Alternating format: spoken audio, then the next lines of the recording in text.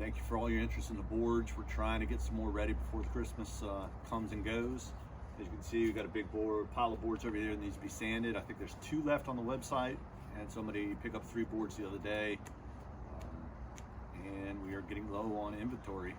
So I guess I should probably stop talking to the camera and making YouTube videos and just get to sanding boards. So let me try to knock this stack out over here and get them all up on the website and available, and then I will concentrate on getting some more videos out, talking about the process, talking about where I buy my material from and equipment from, and we'll go from there. But hopefully have these boards up and going here in the next day or 2. And as soon as I do get a board ready, it will be on the website, and just let me know if I can answer any questions for you. Thank you.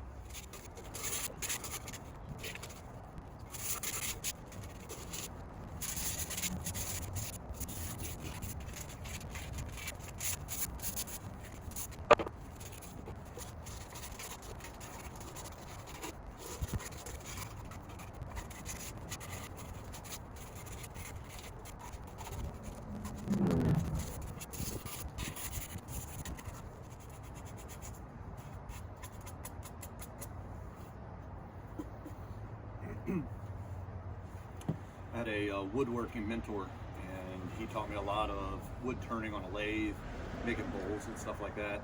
And one of the things he used to always beat into my head was how far you can go with a piece of sandpaper. And a lot of times I'd get down to about this point and I would end up throwing it away.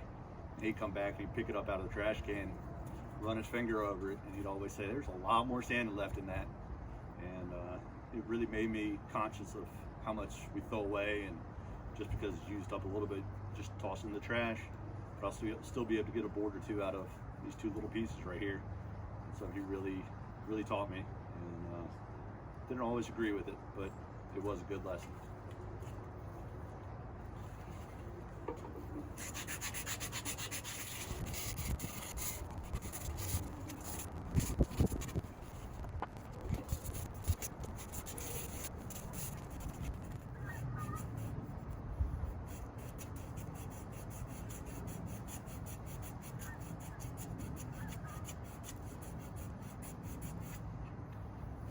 So I don't know if you could hear it in the background, there's a flock of geese flying over.